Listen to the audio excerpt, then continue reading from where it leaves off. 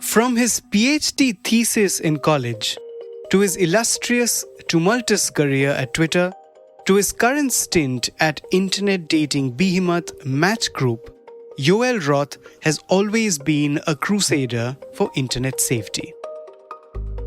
In 2016, Yoel wrote a PhD dissertation on how gay culture, identity, and safety intertwined on location-based dating apps with a focus on Grindr, the world's largest social networking app for the LGBTQ community. During his stint at Twitter, in fact, within a few months of joining, his analysis on customer behavior and feedback found its way to the CEO's desk and a mention from him in a team meeting. That was the first of many ideas and innovations that would take Yoel to the position of Senior Director of Trust and Safety at the microblogging site in just 7 years. Later, a change of ownership at the company brought with it a massive wave of challenges. It ended with Yoel publicly taking on two of the most powerful people in the world. Just Google Yoel Roth, Elon Musk, and Donald Trump, and you will know what I mean. Well, Yoel is currently Vice President for Trust and Safety at Match Group, which owns 20 of the world's most popular dating apps, including Tinder and Hinge. The challenges here are no less daunting, especially as it deals with a space where interactions transit rapidly from the virtual to the physical space. And the risk of tangible harm, from data theft to sexual assault, is that much bigger. Take the case of the United States. In 2023, the Federal Bureau of Investigation reported that victims lost over $650 million to romance scams, marking a substantial rise from previous years. UK Finance noted a 60% increase in reported losses due to romance scams over a 6-month period in 2023, with victims losing an average of £10,000. Also in the UK, since the beginning of 2017, a total of 8,366 predatory offences related to apps such as Tinder and Bumble have been reported. Really concerning, right? So, are things getting better or worse? Basically, how is Yoel Roth making your dating apps safer? Let's find out. It's Tuesday, the 11th of February. I'm your host Anirban Chaudhary. This is the Morning Brief.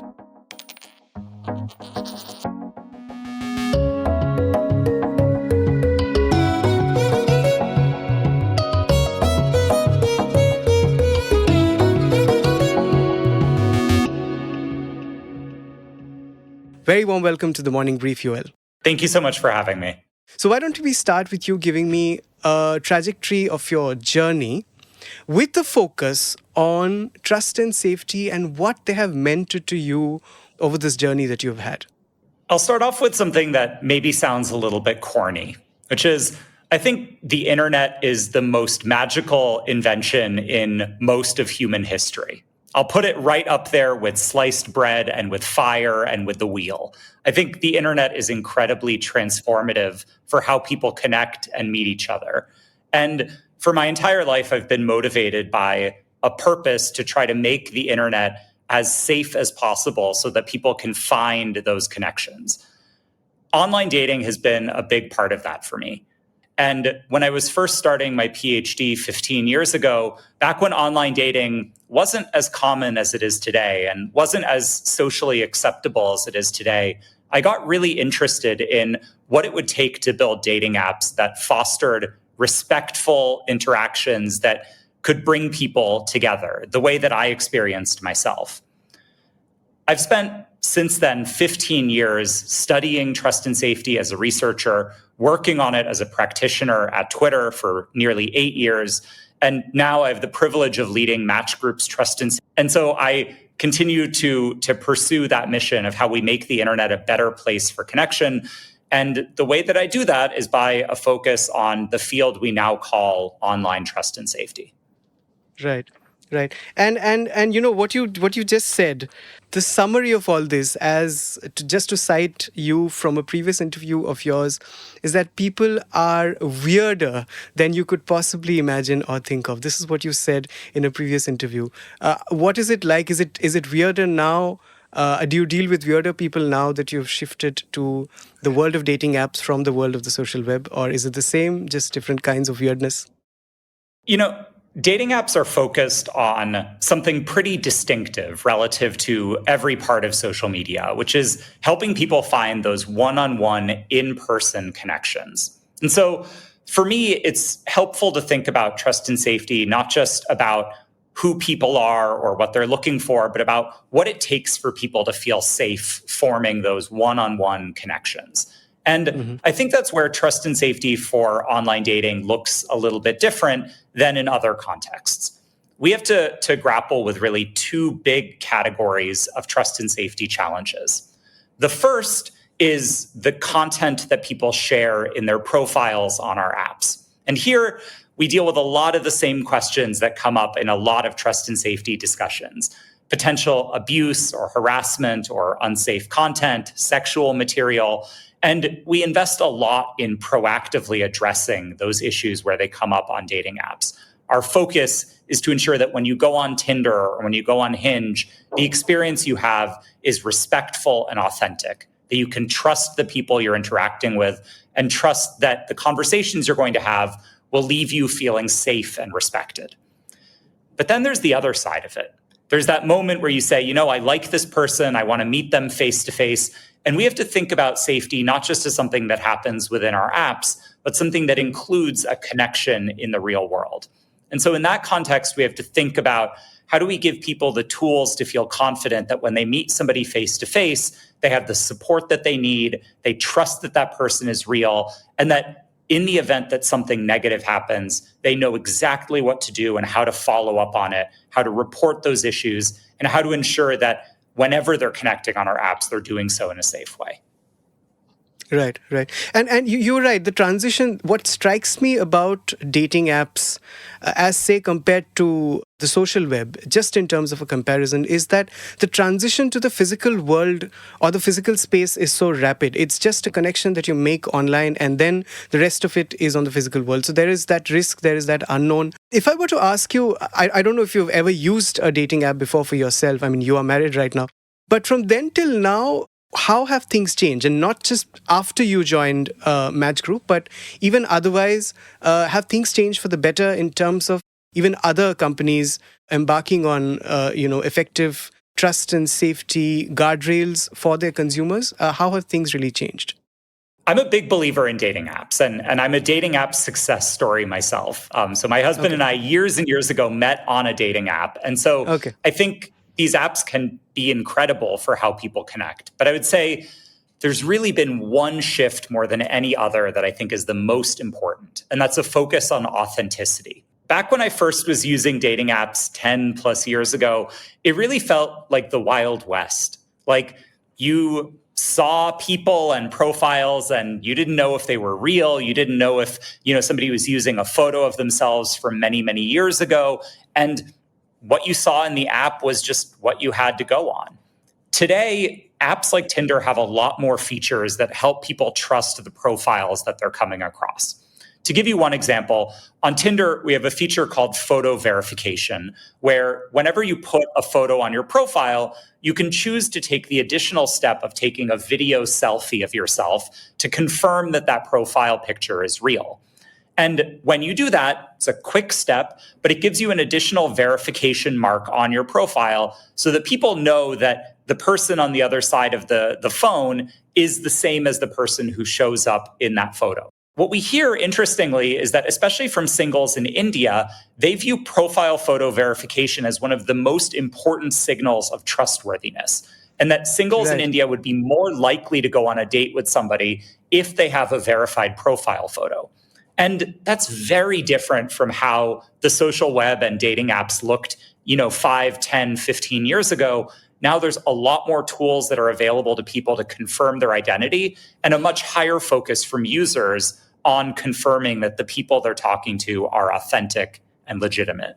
And when you say the point that you gave about India, that's a good thing, right? It shows a sort of evolved mentality and awareness amongst the user of dating apps in India. The fact that they, set so much store by verified photographs and ID proofs, etc. Would you say that's a really good sign? Absolutely. I think the data bears out that there's an incredible business opportunity for dating apps in India, and that dating apps represent a really transformative way for singles to connect. From a survey we conducted in 2023, we saw a couple of really striking data points about India. The first is that 78% of young Indians agree that meeting somebody through a dating app is socially acceptable today. And I think that's a really radical transformation from even a few years ago. More than half of young Indian adults know somebody who's been in a serious relationship via Tinder specifically. And we hear that more than half of young singles in India believe that dating apps would allow them to meet people that they wouldn't otherwise have connected with. And those three data points tell me that there is unique product market fit for the dating industry in India. We're allowing people to find connections they otherwise wouldn't have had. It's something that is increasingly common, and people view it as increasingly, overwhelmingly socially acceptable. That's a huge opportunity for apps like Tinder in India. That's a really interesting answer, Yoel. I'm very curious about one thing. Now, Match Group owns a plethora of dating and relationship apps, right? It's not just Tinder and Hinge, but very, very specialized ones like BLK, for instance, which is just for black couples. Now, when you're building safety tools across the group and a safety guardrail structure across the group, what are the commonalities that spring at you when you're building a structure of rules and regulations? And at what points do you have to really differentiate between specific apps? My core responsibility at Match Group is to help drive our trust and safety strategy across the portfolio.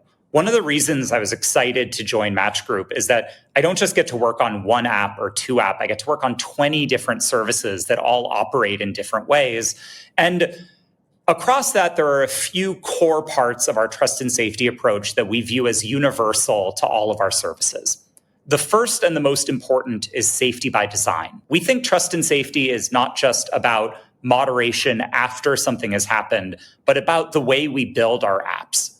From the minute that our teams start thinking about a new product feature, my team is thinking adversarially about how that feature might be misused. In the AI space, we talk about red teaming, the idea of attacking your own apps the way a bad actor would. And we do that in the trust and safety space as well. And so we try to design our products, no matter if they look different or are targeting different demographic groups, every one of them is built with a mentality of safety by design first and foremost. A second area where our trust and safety approach is universal across our portfolio is a focus on authenticity. As I mentioned earlier, verification is one of the things we hear from our users is the most important. And we also know as people deal with financial scams and crime and catfishing, that being able to trust the profiles you see in apps is an essential part of our service. And so so just to interrupt here, I mean, a data that I saw very recently, and when you speak about catfishing, etc., and correct me if I'm wrong, in fact, I think this is one of your interviews that I heard, you remove 44 spam accounts every minute on Tinder. Is that correct? It is. And that number is only going up. I refer to it sometimes as the barbarians at the gate. We on the trust and safety team are responsible for holding up the walls of the castle. We want to protect our service. And every minute of every day, every moment of the year, we are targeted by bad actors around the world.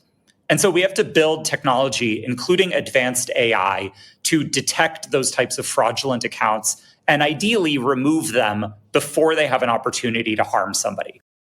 More than 44 times a minute, we're removing fake accounts. More than 90% of the content moderation actions we take happen proactively. So we do that without a report. We do it because our technology and our moderators are able to find those issues on their own.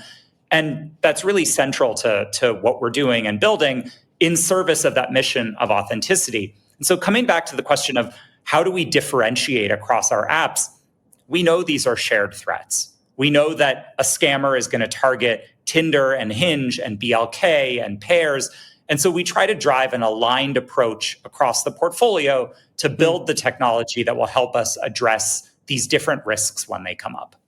For example, say you mentioned demographics, and I think that's very important. What about a market like India where, same-sex relationships, LGBTQ, is not looked at the same way in which it would be looked at in the West? And so relationships are more clandestine, etc. How do you ensure trust and safety in a market like this? We know that regardless of people's backgrounds, there's going to be very different levels of comfort with self-disclosure and with being public about where you are in the dating journey.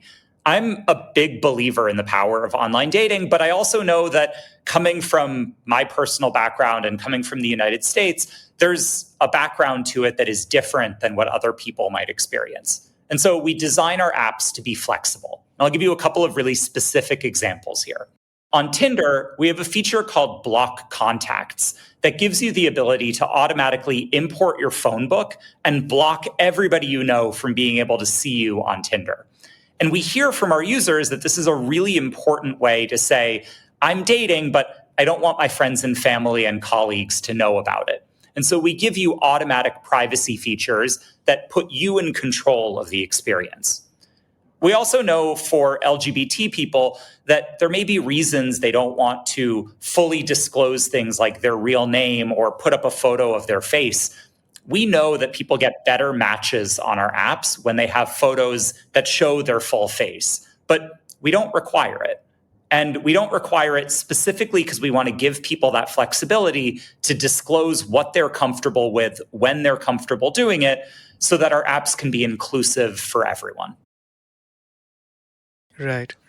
Tell me something, Yoel. Your current assignment is such a beautiful intersection of one, your 2016 PhD thesis on dating apps, and the other one, your initiation at Twitter, which was sort of when you analyzed customer feedback and it somehow made its way to the CEO, who I think mentioned it in a meeting, and you had no clue why that would happen, and you understood the way things happened at Twitter and how easy it was for even sort of a report made by maybe a management trainee to find its way to the CEO if it was worth it. Now, what I'm getting at is Twitter has really evolved, at least in its initial years before it became X.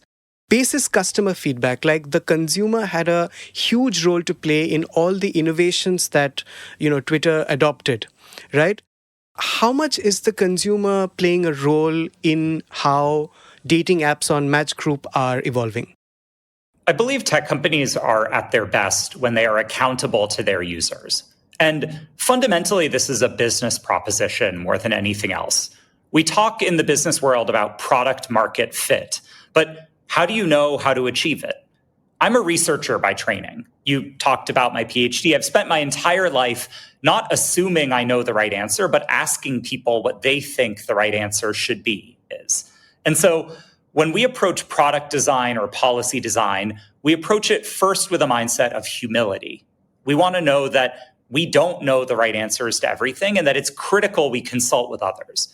One of the key reasons I'm in India right now is to meet with NGOs and civil society groups who specialize in issues of online safety and gender-based violence prevention so that I can learn from them how we can build apps in a better way in India.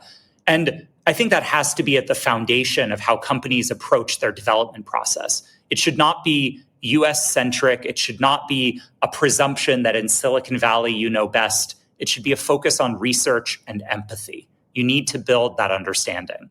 And we do that work in the dating space each and every day. Whenever we're launching a new policy, whenever we're introducing new features in our apps, we do so with a mindset of safety by design. And that means foundationally starting with what our users are trying to achieve in our app, studying it and backing it with research and data, and then implementing an approach that's rooted in what our members are telling us they're looking for.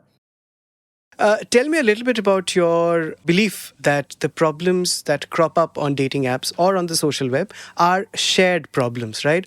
Let's start by what do you mean by that, and who are the others that are also accountable for these problems and solving them, and how would they do that? One of the things that I've learned over my career is that you can't think of trust and safety challenges as happening in a vacuum. problems don't just stay on one platform. It's not as if there's a financial scam, it starts on WhatsApp and stays on WhatsApp. These things always cross platforms. People might meet on a dating app, move to a messenger, and then scammers might try to convince people to invest money through a cryptocurrency exchange to drive fraudulent activity across the whole internet. And so if we want to be successful in combating things like scams, we have to think of them as a multi-sector approach, which is why one of the first things that I did upon joining Match Group was help lead the creation of the Tech Against Scams Coalition. The Tech Against Scams Coalition is a first of its kind industry group that brings together dating apps, social media, and the financial services and cryptocurrency space to help combat some of the most sophisticated scams that we see. We do this in a few ways. The first is we share information with each other about what we're seeing. If we see a new type of scam emerge, we talk about it. We exchange information about how those threats are playing out, and we talk about what's most effective in addressing them. For example, when we saw that some financial scams were beginning to use satellite-based internet services to carry out their scams, that was a piece of information that the companies could exchange with each other, and now we can all use that to improve our defenses. But beyond that, we're also using this as an opportunity to improve how we collaborate with law enforcement. Especially when we talk about financial scams, we're usually talking about multinational crime rings. And one of the most important things that can happen isn't just removing them from social media, it's supporting international prosecution of these crimes. And so through the Tech Against Scams Coalition, we've brought tech companies together with law enforcement throughout Asia, Europe, and the United States in support of a shared mission of shutting down financial crime and scams wherever they're taking place. And I think that type of multi-sector collaboration is not just a good thing, but it's essential if we want to make progress against these issues. But what about a market like India again? I mean, we are really lagging when it comes to being ahead of cyber criminals. If it's not fake data, it's digital arrests. Some or the other thing keeps cropping up. Even cross-border tracking of crime that you just spoke about is very, very difficult in India. And we've seen it very, very recently in a huge rise in hoax calls, for instance, to airlines, which led to the grounding of a lot of flights. I mean, I know this is not in context, but just a broader point on the fact that India is lagging behind when it comes to tracking cybercrime and cyber criminals. In that respect, how do you tackle a market like India when it comes to the subject of shared problems? We're working every day to build stronger relationships with law enforcement across India, including on my trip to Delhi right now. We think that our interactions with law enforcement are a cornerstone part of how we address risks of cybercrime and fraud. And so first and foundationally, we work with law enforcement directly to ensure that they have a good experience when they're trying to work with tech platforms to prosecute crime. When we get requests from law enforcement, including law enforcement in India, we typically respond to those requests in under 24 hours. We take pride in this and we continually work to improve it. And when we hear feedback from law enforcement across India, if they're having any issues, we work to drive improvements in those processes. But there's another side of the issue as well, which is reporting. One of the biggest challenges that we have as a platform, and that I believe law enforcement also has, is when victims don't come forward. One of the research in this space has shown again and again that people often feel ashamed if they're the victim of a scam and don't report it. I was hearing from some people I've met with in India about so-called restaurant or pub scams, where people will meet on a dating app, they'll connect in person in a restaurant, and then after the scammer orders very expensive items, they'll leave the victim at the restaurant with a very large bill. This is in India? Terrible. Yes, that's one of the specific scam patterns that we've heard about that comes up in India. And so how do you deal with that? The most important thing that somebody who's experiencing a scam can do is report it. In that moment, right. If you encounter this scam, contact law enforcement. Tell your local police that you've encountered a scam. They can help. And then also take the additional step of reporting it to the platform. If you met on Tinder, even if you've unmatched, even if they've blocked you, you can still report them. And so it's really essential that if people are experiencing some type of cybercrime, that they take the additional step of reporting it, because that's the only way that law enforcement can become effective at tracking these threats. Tell me a little bit, Yoel, about your thoughts on making trust and safety tools open source. How will that revolutionize this aspect, and what is Match Group doing? One of the biggest transformations I think we're seeing in the social media space right now is the rise of a large number of new platforms. And as a researcher, I've been looking at this in the context of federated and decentralized social media platforms like Blue Sky and Mastodon. And what struck me is that those platforms, even though they're new, are going to need to grapple with all of the same trust and safety questions that every big company deals with. At Match Group, we've been investing heavily in trust and safety for years. We spend more than $125 million annually on our trust and safety efforts. But if you're a new startup, if you're an app that's just getting going, how do you do that? You don't have $125 million sitting around to spend on your trust and safety. And that's why I think it's really essential for us to think about parts of the trust and safety stack, the actual tools and technology that companies use to make people safer, that we can make available for free as an open source good. And so I've been, as a researcher and now in my role at Match Group, supporting a lot of these efforts to make trust and safety technology available at low or no cost to new companies that are entering into the trust and safety space. On safety issues, we should not be competing with each other. We should be collaborating. And I think there's a ton of opportunities for big tech firms, for the big multinational companies that are spending millions of dollars in this space to share what they've learned and to make that technology available in service of making everybody on the internet safer. Right. Yoel, you mentioned Blue Sky, and I've been reading your post there, and I think everybody who tracks trust and safety issues on the internet, on the social web, and on dating apps would follow you. We'll come to that as the last question. But before that, I just wanted to get a sense from you. Which would you say, could you point out a favorite Tinder story and share it with me? I had a great moment when I was coming into India, actually. So as I was at the airport 2 days ago, coming into the country, and the gentleman from the Bureau of Immigration who was checking my passport was going over my visa paperwork. He asked me, well, what do you do for a job? And I said, well, I make dating apps. And the young man turns to the guy sitting next to him and he says, oh, he makes dating apps. You use dating apps. What do you need to do to get my friend more dates? And both of them then look at me eagerly and they're like, what do I need to do to get more matches on Tinder? And I said, well, I can't give you the magic secret, but there's one tip that's most important. You got to have a good picture. You got to have good lighting. You got to do selfie verification, make sure people can trust the picture you're showing. And in that moment, with somebody I'd met 5 seconds before while they were looking at my passport, I got to talk with them about how they form connections on Tinder. And what it emphasized for me is that these experiences are universal. Everybody at every stage in their life, no matter where they live in the world, has a desire to form connections. And whether it's how you find matches on Tinder more effectively, or the way that people can use apps to connect with people they never would have met before, I think there's real magic in dating apps as a force for bringing people together.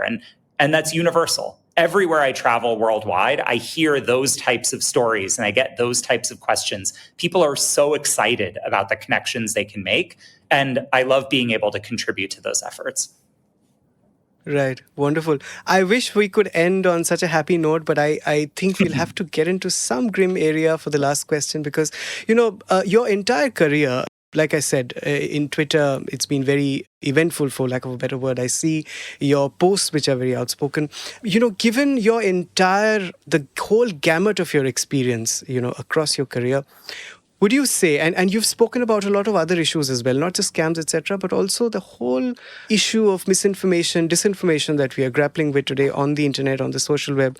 Would you say that at any level, trust and safety as concepts in the digital world are in danger right now? And what would be the 3 ways to sort of reduce that danger or make them sort of more robust? It's an important and a provocative question, because I think Online trust and safety is a relatively new industry. 15 years ago, these weren't really terms people were using. We didn't know a whole lot about online trust and safety. And now these are issues people talk about every single day. We talk about moderation, we talk about banning, we talk about censorship. These are mainstream conversation topics. I think as an industry, trust and safety's biggest opportunity right now is to make it really clear why trust and safety isn't just the right thing to do morally, it's an important business investment. We've seen very clearly that social media and dating can only be successful when people feel safe connecting and expressing themselves. And I'd like to see the trust and safety industry really shift towards talking about our work, not just as the right thing to do for people, but as the right business decision to make. Investing in trust and safety is ultimately investing in your bottom line as a company. And I think making that connection clearer is a really important step for the industry to take. But there's a couple of other things where I really believe trust and safety is at an inflection point.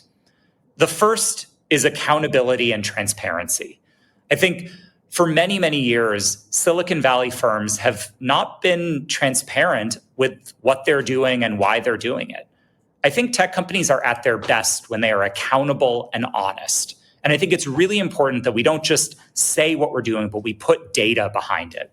It's why this year, as we look ahead to our first transparency report coming out in Europe because of the Digital Services Act, I think that type of data-driven accountability is essential for the tech sector to prove why its investments in trust and safety are so important. We need to be accountable not only to regulators, but to the public. And I think that's a really central part of where we need to be going. But the last thing I'd leave you with is behavior change. When we've talked about trust and safety, a lot of times it's been about moderation after something already happens. If somebody engages in abuse or harassment, how do we punish them for it? I'm interested in getting ahead of the problem. How do you prevent abusive interactions from happening before they take place? And actually, one of the things that led me to join Match Group when I was thinking about my next job is a product feature we have on Tinder called Are You Sure? Are You Sure is a really simple idea. Using our AI, we detect if somebody is sending a message on Tinder that might be abusive or, might just be a little bit creepy or off color. And if we detect that, we show the sender a simple prompt. We say, are you sure you want to send that message? And we find that 1 in 5 people who see that prompt choose not to send those messages. And we see that people who see those prompts once are less likely to ever see them again. And we've shown more than 500 million of these prompts since we introduced the feature. And the reason I find it so exciting is that's not about censorship. It's not about banning people. It's about changing behavior. It's about teaching people how to be respectful when they interact online. And ultimately, when they have those face-to-face connections, how to treat people with respect, how to prioritize consent, and ultimately, how to make those interactions ones that people feel really good about. That's the direction that I'm excited about trust and safety going in. We're going to continue to do the work of addressing safety issues when they come up, but I'm really passionate about driving that kind of behavior change, and I think that's the direction of travel for the whole industry. Right.